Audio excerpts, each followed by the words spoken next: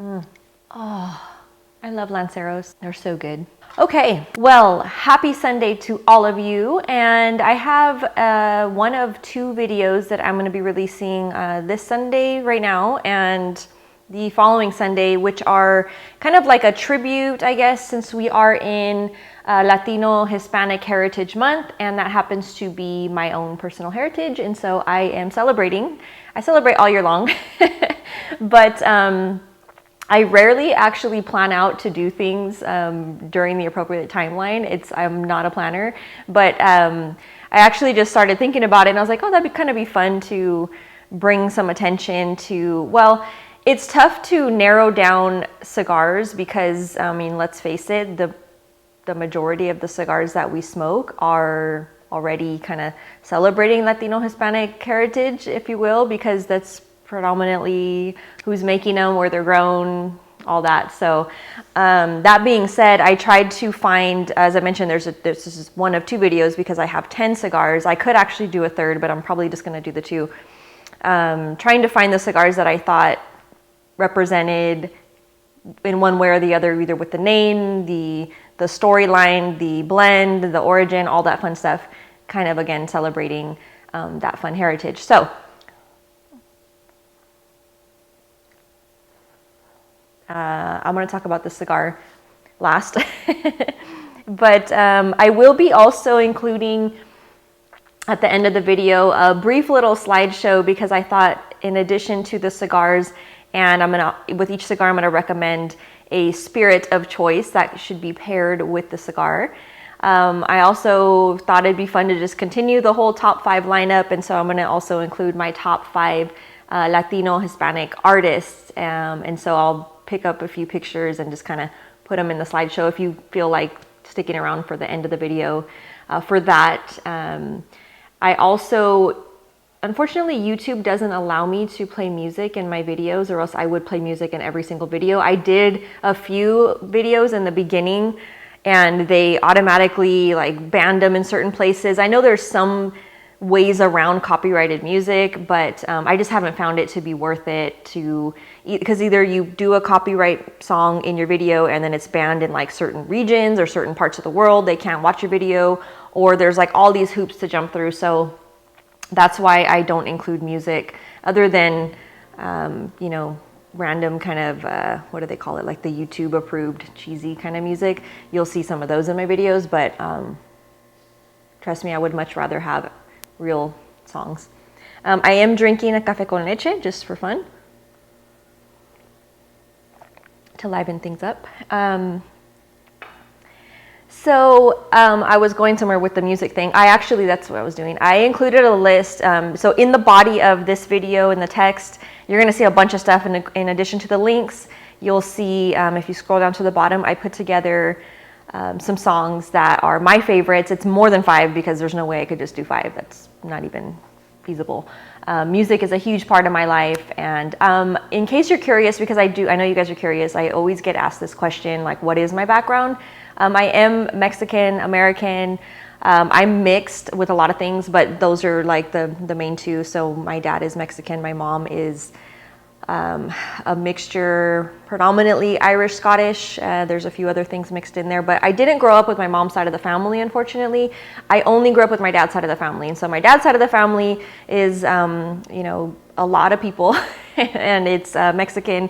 If you trace the roots back far enough, you have a mixture from both of my grandparents coming from actually more indigenous Mexico. So there is some traces to like, again, we've kind of done this like vague family tree and different things, but there are some traces to indigenous Mexico as well as Portugal, Spain. So it's kind of all that, but that's the heritage that I grew up with. Those are the family members that I spent time with in my youth and now, and you know, everything in between. And so that's what I identify mostly with, I guess you could say, just based on how I was raised and what I was around. So yeah, that's me. I always make the joke that my dad looks like he could have been in the cast of Apocalypto, right? Like he has that look. And my mom could have been on like the Riverdance video. So complete opposites. I'm somewhere in the middle. But again, I did grow up with my dad's side of the family that's it. I didn't have anything with my mom's side, unfortunately, other than the drinking scotch and things like that, which anyways, that's just to address the question. I did address it in a video that I'll be posting soon, because I promised you guys I would do a video, kind of like a Q&A, and I did one. I just haven't edited yet. But I did address that because I know that's a question. I get asked that question a lot, and I always get people that kind of guess what I am, and I get all kinds of things. So I just thought I would bring it up for anyone who was curious. So back to the cigars themselves and the recommended spirits to go alongside with them. Hopefully you guys will enjoy this for some fun during your week of smoking, maybe over the weekend, whatever it may be. But, so starting with number 5, we have this big old cigar. So for you fans of the larger ring gauges, we have the Cio Zocalo. Loved the idea behind this cigar. Cio is so much fun. They do awesome tributes. Again, Rick Rodriguez is amazing. He has a great palette, and he's a lot of fun as far as his creativity. But I loved this when I saw it. I was like, oh my gosh, the Zocalo. This is basically like a tribute to the Mexican, really Mexico City, I believe, is like what they were trying to target, but based on the cityscape here. But it's a beautiful tribute to like the infamous plazas. If you ever go to Mexico, if you go to pretty much any, like, I mean, most of the places that I visited within Latin America, they all have the plazas. That's where you hang out. That's where like the cafes are. That's where the music's going on. There's usually a church involved in there, and it's a beautiful place. And so it's like the heart of the city. And so they did tribute to that with the Cio Zocalo. It is a limited cigar. It's been out for a little bit. It is featuring a Mexican San Andres Morron wrapper, African Cameroon on the binder, and then Nicaraguan on the filler. So this one gives you the chocolate, you get a little bit of coffee, you get the leather, but you also get, I don't know if it's just like mentally in the name, but I swear I can pick up, you know, like if you've ever had the tamarindo candies that have that chili powder on it, it has like that little bit of sweet spicy, it reminds me of that. Again, I don't know if that's just a mental thing, just because it's like I'm making that association, or if that was somehow on purpose, but it has some really good flavors, as well as like a dried apricot. You pick up a little bit of that dried fruity kind of a feel to it. So it's a really good cigar. And then naturally, I'm gonna recommend that you pair it with this lovely tequila here. This particular brand is the Cali Fino. I have discussed them before in past videos. This one is an extra añejo, and I would do it neat. You can do it on the rocks if you really want, but I actually like this particular one to be sipped slowly, not as a shot, not as a mixer. This is too good of a quality of a tequila to use as a mixer, in my opinion. If you're looking to do a margarita, a Paloma, something like that, I would do a different variation of this one. I would not do the extra añejo. I mean, you could. It's just, I would want to taste it, so I would do it neat. And that would be my recommended pairing for that. Hopefully you've had a chance to try it. Again, I'll include the links to everything I can find in the text box below. Moving on to number 4 this week, we have the La Aurora ADN, which, in case you didn't know, in Spanish is basically DNA. And so it's a fun idea. I really liked the origin of that cigar and how they kind of made it like, hey, this is our DNA. Because, again, I've said it a million times, but in case you're new to the videos or you missed it, La Aurora is the oldest factory in the Dominican Republic. It's family owned, it's been passed down over the generations. It's a really beautiful history that they have. When they added the ADN to their lineup, it's really kind of bringing to attention the use of andullo tobacco, which I've talked about before. It's basically just a process of fermentation, which is different than what you'll find 90% of, maybe even more, how people ferment their tobacco, which now currently people ferment in the form of the pilones, which I've talked about before. It's a stacking process. They're these big square stacking of tobacco. They're moved, they're temperature regulated, and that's how the tobacco is fermented. Using andullo, it's a process, and it's kind of an old school one. Well, not kind of, it is an old school one that's kind of been brought back into a few different brands using that, but La Aurora did a really nice demonstration of it because they actually brought out a yagua. So basically the andullo process is that they're stacking the tobacco inside this long cylindrical tube kind of a thing. It's a yagua, and so they put this in there and then they wrap it in I think they're palm leaves usually, but they wrap it in these leaves and then they tie it off with twine or some sort of a rope that keeps it really snug, and then it's like put some people have told me that they actually bury some of it, and others have said they just secure it to the ground. So I haven't actually seen that part of it. I've only seen just the yagua like for demonstration purposes. But it's a really, really cool, different way to ferment the tobacco. So the ADN is using that process. It's actually, the blend itself is using Dominican wrapper from the Chihuahua Valley, African Cameroon on the binder, Dominican, Pennsylvania, Nicaraguan, and then some of that andullo tobacco in filler. And that one, of course, you're gonna get really beautiful flavors. You get cashew nut, you pick up black pepper, cinnamon, a little bit of a cayenne pepper. You get the citrusy, cocoa, earthy element, kind of all mixed together in different transitions as you smoke the cigar. So again, very flavorful offering from the oldest factory in the beautiful Dominican Republic. And of course, I'm gonna have to go with their own rum. This is not the bottle that it comes in. This was a bottle that it was poured at the factory. It's hard to find their rum, and so whenever I visit the Dominican Republic, my good friends at La Aurora, they help me out, and so I had a couple of these bottles because they fit nicely in my suitcase. So this is not the actual bottle, but this is the La Aurora Rum.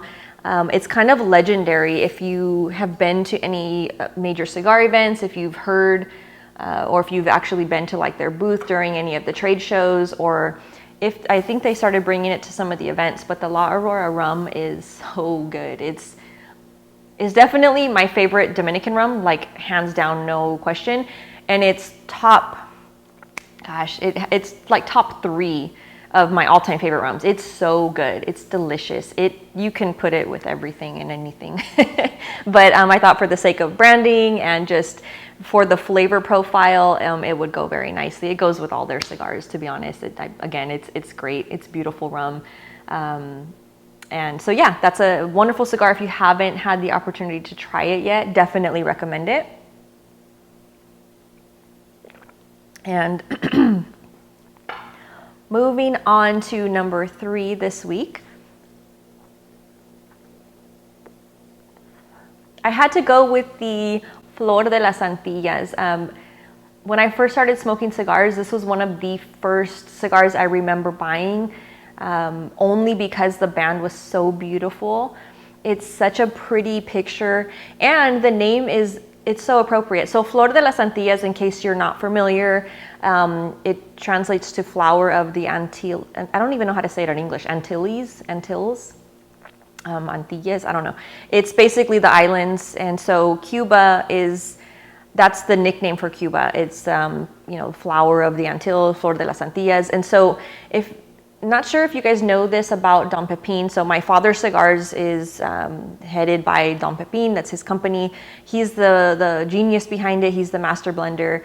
And of course, his children have come in and also done wonderful things. But Don Pepin he's such a cool person, and he is of Cuban descent. He's somebody that left and actually ended up in Nicaragua doing the factory thing and making cigars there. However, there's stories of him smuggling seeds back from Cuba, and he has such a rich culture, and he's the only person that I have seen, and he'll get up and he's the person like at the festivals or at the big celebrations, whenever there's a party and he's there, he loves to he's very emotional in a good way. Like he'll get on the microphone and he like pours his heart out, and you just feel it, because you're like, oh my gosh, this man is amazing. Like he's just full of heart and legitimate. And so there was an event that I was at, and there's been a few of them actually where he'll get up and eventually he'll give this heartfelt speech,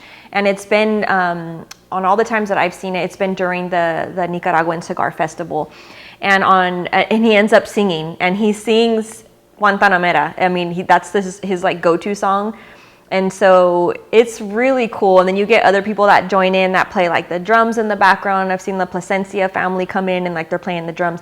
But one of the things he said that caught my attention was that he's Cuban, and so he's proud of, you know, being Cuban, but he has spent so much time in Nicaragua making cigars and just becoming family with the people of Nicaragua, that he considers himself, I forget how he phrased it, and now I can't remember what he said, but it was like the perfect thing. It was something along the lines of being like both, you know, like he was a Cuban Nicaraguan or a Nicaraguan Cuban or whatever, but it was just like, it was such a heartfelt way that he described the love, and it was really, really cool. So I chose this cigar as a representation of Cuba, but with a Nicaraguan flair, because of course the cigar is made in Nicaragua, it's using Nicaraguan tobacco. However, again, it's kind of paying tribute to Cuba. And I didn't include a Cuban cigar on this lineup only because I've been trying to include the links for you guys, and it's harder. The majority of you are watching from the States. And so it's harder to obtain those cigars here, as you know. And that's why I chose this as kind of like a representation of Cuba. But it's a beautiful cigar, and just a wonderful one to have in the humidor. Again, I love the band. It's probably one of my favorite bands. So this one, it's a sun-grown Nicaraguan puro, and it's just kind of simplistic on the notes. It's nutty, pepper, cedar. You get a little bit of slight earthiness in there, but it's just an easy cigar to pick up and smoke. It's inexpensive. It's like a $7 or $8 cigar. But it's beautiful, and it puts a smile on my face every time I see it because I think of him, and it's just really nice. And then, of course, I recommend pairing that one with this Havana Club if you can get your hands on it. This actually came with me. I brought a stash of these back from one of my Cuba trips. This particular one obviously is not open yet. I've already gone through one. This is not my favorite rum. I'm not gonna even lie. This one is not a rum that I will drink neat. It definitely needs, in my opinion, it needs something with it. So perhaps because it's not, to me, it's not as sweet as a lot of the other rums, and maybe that's why. But definitely is good for mixing. I would recommend actually doing like a Cuba Libre. You could do some Coke and lime and some of the Havana Club in there. There's some people I've seen that drink it neat or over the rocks, and you could do that as well, to each his own. But this is a cool bottle. I actually don't want to open this because it's my last one, but this one is straight from Cuba, smuggled back in my suitcase. Shh, don't tell anybody. I don't even know the rules anymore.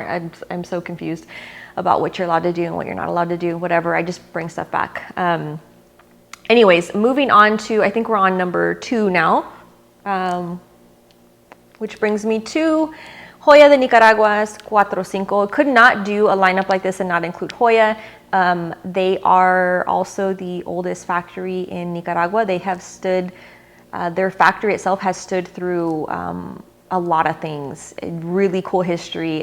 When you have an opportunity to visit them in their factory, they're very proud of their history, and they have some really cool B-roll of just what that factory itself has withstood, including bombings, fires. Like the people themselves, the rollers, the workers of the factory kept it going at a certain point without pay, just like the love of the factory, of the people, of what they were doing. This at one point, Joya was the official brand of the White House. So there's just a lot of history. I'm not going to get into all of it, but I have discussed that in different videos I've done with their cigars. But just an amazing brand, amazing family, amazing people that work for their company. I can't say enough nice things about Joya de Nicaragua. I love them. They're amazing. And they're the people that will come out of the doors and greet you as you come to their factory. They're so happy that you're there. They're like, just treat you like family. They're amazing. So this is one of the many wonderful cigars that they offer, but the Cuatro Cinco is also a Nicaraguan puro using jalapa wrapper and binder, and then the filler is from Esteli and jalapa. So you get the little pepper punch, kind of more of the cayenne pepper. You get a cocoa nutty, a slight sweetness with it. But it's just a beautiful, beautiful offering. Again, there's a handful of cigars from them that I just really enjoy. I always recommend. And I just have good memories associated with visiting their factory. One of the times I was there for the festival, it had just been my birthday, and they're so sweet. I was there, and I don't know, they must have seen it on social media, but they actually brought out a birthday cake, and like a lot of their guys came out and like were singing, and it's just cool. I just love them. They're amazing, and they make great cigars, and they're just a wonderful family. So I would actually pair their cigar, that particular cigar, with the, you could tell I don't like this rum, it's almost empty. This is Ron Zacapa. This is a go-to rum for me. This is safe. This is pretty much any time if I'm in the mood for rum, I usually pour this, and I drink it neat. I don't put anything in it, even on a hot day. I just like it neat. I love the taste of it. It is, it's actually a Guatemalan rum. And I've been there, and I've had Zacapa rum there in Guatemala, and it was like all things just lined up, and it was wonderful. But I love this rum. This is also on my top 3 rums. I love it. It's so good. So yeah, I would definitely pair this one with that particular cigar, the Cuatro Cinco, and it would make a fabulous pairing. Yay. And moving on to number 1 this time. So I'm smoking this beautiful Lancero. This is the El Gueguense, the wise man. This one is a total tribute to Nicaragua in the format of honoring a very historical, I always mess up the description. It's a satire, play, music, dance. It's all those things combined into one, and I think it's evolved slightly over the years. It's a really old, this particular, again, it's not a play, it's more of a dance that was performed, but the origin of it was really basically just kind of making fun. It's a post-Columbian Nicaraguan thing. So it's basically making fun of, it was the indigenous people of Nicaragua kind of making fun of the Spanish conquistadors when they showed up, and they didn't, if I'm understanding it correctly, if I'm remembering it correctly, they didn't realize that they were being made fun of. It was just like a performance, and it's evolved, and now it's like anytime you go to Nicaragua, any festival you visit, I've seen it performed live several times. It's awesome. It's really, really a cool thing. You can actually, I'll put a link below, and you can visit the Foundation Cigar website, and he actually has a clip of them performing it. Again, I've seen it a few times. It's really neat, but it's a cool story. It's a cool background. And of course, so Nick Melillo, I always say Melillo, he is Italian. It's Melillo. He's not Latino in origin, but he is like Nicaraguan at heart. I mean, I love him also. He's an incredible person. His cigars always tell a story. They have incredible artwork. So the cigar itself is also a Nicaraguan puro. It's specifically using a Corojo 99 jalapa binder and wrapper. And then the filler is Corojo 99 and Criollo 98. And it's amazing flavors, chocolate cedar, a little bit of coffee, a little light spice. It's just an easy cigar to smoke. It is offered in multiple vitolas. If you're not a Lancero person, I love Lanceros, obviously. So anytime I can get one in a Lancero, I'm all about it. But the band is beautiful. The artwork on the box, on everything. I mean, he just really took his time. His website is one of my favorites because it's so detailed. So there's stories. All of the cigars that he comes out with, there's a major background story in it.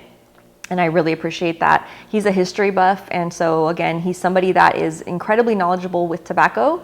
He has a lot of experience in it. He lives and lived in Nicaragua for many, many years, and he's just an incredible person. And again, the history, it's so appropriate. This was his very first cigar that he launched with his own company, and it was so appropriate. it's amazing. So I had to use this in this special tribute top 5 because it's just very emblematic of, again, just the heritage, and it's an incredible cigar. So I had to go with just the Flor de Cana for a pairing. This is a Nicaraguan rum. I have been to their factory. However, I don't recommend visiting their factory. It's not really worth the drive. It's very far, and it's not anything special. They don't show you a whole lot. That being said, it's still fun to drink their rum, especially if you do the 7-year, you're fine mixing it. You could do like a mojito. You could do, what else I'm like drawing a blank for some reason. I don't do a lot of mixed drinks, but you can use this as a base for your mixed rum cocktail if you prefer. You can also do this with ice. I wouldn't do this one neat. They have a 12-year and an 18-year that is also good. I actually prefer the 12-year over the 18-year for whatever reason. I just like it because, again, I drink my rum. Flor de Cana is one of the only rums I drink on the rocks. So I actually prefer the 12-year on the rocks, but I don't have a bottle of that. I have the 7-year, which does the job also. But yeah, hopefully you enjoyed the lineup. As I mentioned, this is a first part. There'll be a second part next Sunday, continuing the whole Latino Hispanic Heritage Month. And on that one, I'm going to include some different coffee-inspired drinks, maybe even a cocktail, but mostly just coffee drinks because, again, I love coffee. So stay tuned for the little mini slideshow if you want. These are just kind of some of my favorite, well, 5 of my favorite Latino or Hispanic artists. And don't forget to check the links below because I did do some songs for your smoking experiences. And again, that is my only thing that I would change about YouTube. I wish that on all my videos I could have music playing in the background because that would really embody like me. I love music. Music is a huge part of my life, a huge part of my day-to-day everything. And while I'm very eclectic, I listen to a lot of Latino music. That's like probably the most songs that you'll find in my overall playlist. But yeah, so hopefully you enjoy, and I love to read your comments, so feel free to post your questions, comments, anything at all. But thanks so much for tuning in, and have a fabulous rest of your day and a great week ahead of you. Cheers.